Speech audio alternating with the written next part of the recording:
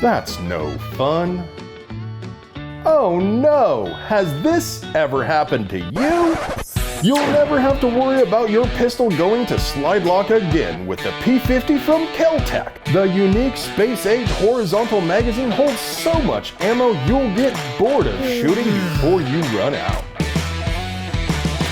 P-50 by Keltec.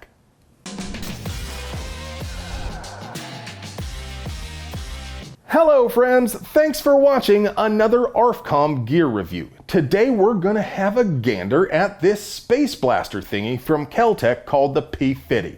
Before we dive in, I just want to put it out there that there is nothing wrong with buying a gun just because you think it looks cool or it's fun to shoot.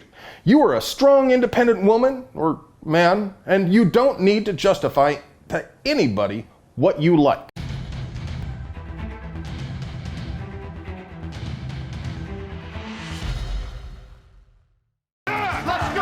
That said, guns are also tools, so it's natural to view them from the perspective of practical use, and that's what we're going to look at.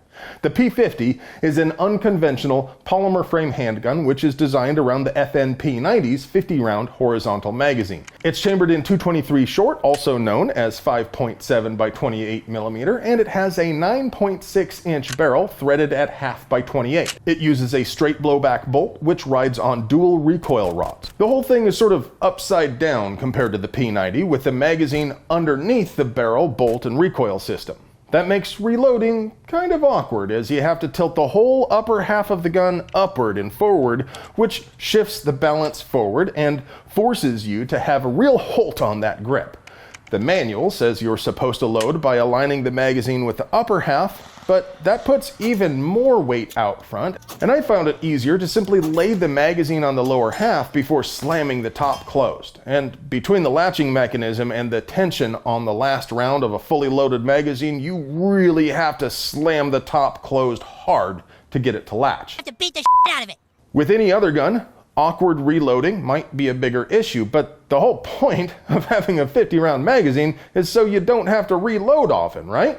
I mean, from a self-defense perspective, the idea here is that you start with a whole lot more bang beans already in the gun than you could ever realistically need in a fight. There was a firefight! So, speed reloads shouldn't really be a factor. And if you're still not sure, I'd like to remind you that John from Active Self-Protection says he has never once seen a civilian self-defense shooting which required a reload. The P-50 has a Picatinny rail running most of the length of the top and a generous section of pick rail on the bottom as well. It comes with notch and post iron sights, which are windage and elevation adjustable, but to be honest, I never even tried to use them. I'm glad they exist, I'm glad they're on there, but I'm also glad they're really tiny and can't get in the way. I mounted a Holosun 507C with the ACSS Vulcan reticle for this review, and it's a perfect fit for this application. The large ring helps to locate the chevron in the center quickly, and it's small enough it doesn't add much weight or sticky outy. Compared to more traditional pistols, the P-50 is a real chonk. But in practice, it's probably more fair to compare to personal defense weapons and pistol caliber carbines.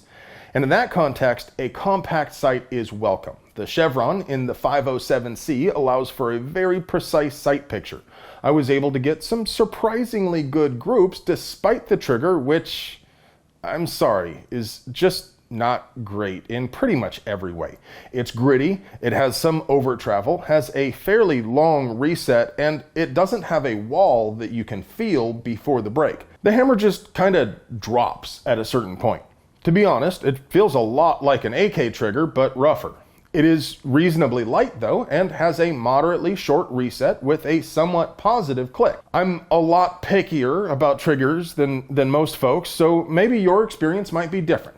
Besides, as I mentioned, it didn't prevent me from shooting decent groups, and this is more accurately compared to a PDW than a precision rifle anyway, so maybe I just need to chill out. Chill out. Dickwad. Speaking of shooting accurately, I shot the P-50 mostly in the European style, where you press out against the sling for stability. It has two QD sling swivel sockets, one on the bottom of the pistol grip and the other between the charging handle and the magazine release. It even comes with a simple sling. I was a bit skeptical, to say the least, of how well this sort of shooting would work, and to be frank, it's actually not that bad. You can rest your cheek against the sling almost as you would with a stock, and while it's not nearly as stable as a stock, it's a lot more stable than shooting with one or both hands without support. Still, if I owned this gun, the first thing I would do would be to form one it and add a folding stock. Shooting the gun is a whole lot of fun. Recoil is minimal, and the flat trajectory makes it a real hoot to plink cans at 2 or 3 times the distance you'd normally try with a handgun. I didn't have any malfunctions whatsoever in the 200 rounds of Federal American Eagle 40 grain full metal jacket. The ambi safety selector switch has a nice wide shelf, and it's located just above your thumb where John Moses Browning, peace be upon him, intended it to be. It's easy to move, and it has an extremely positive click, but the opposite side always bumps the knuckle on my index finger. Disassembly is a real snap. After unloading the gun, you just pull back slightly on this little locking lug doohickey, and you can tip the bolt and recoil assembly up and then lift them right out. Overall, I like this gun a great deal, and I would have bought it if I could have convinced Household 6 Actual to approve the expense, but there are a handful of minor things that I would change about it if anybody asked me, but they didn't. Starting with the most trivial, the plastic buffers slide freely on the recoil springs, making it sound as though there's something broken inside, even though there isn't. And I'd also prefer a reversible side charging handle with an HK-style bolt hold open notch, because you know how I like to slap it. And finally, I wish the magazine was held positively in position while reloading. Now, honestly, I couldn't think of anything else to complain about though. So the bottom line is it's a reliable, sporty little thing that can spit a lot of hate before you have to reload. It would be ideal for hunting small to medium-sized game like javelina or a trail defense gun. If you're chuckling right now, it's only because you've never seen someone mauled by a squirrel.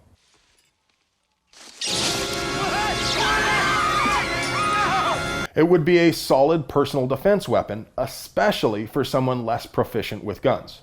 Whether it fits your needs is something only you can decide, but hopefully I've given you something to think about. If you like watching videos about pews and pew-related things, please remember that YouTube is an interactive experience, and Al Gore's rhythm section decides what it wants to show you based on what you interact with. So if you enjoyed this video, like, comment, push the buttons, and pull the levers.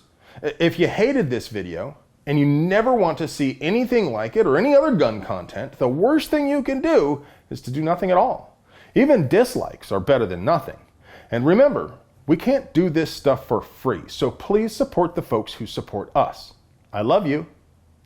And no, it doesn't take Glock megs. Browning. Fucking Browning. What do you mean? Browning. You don't know who Browning is? Browning. You know, John Moses Browning.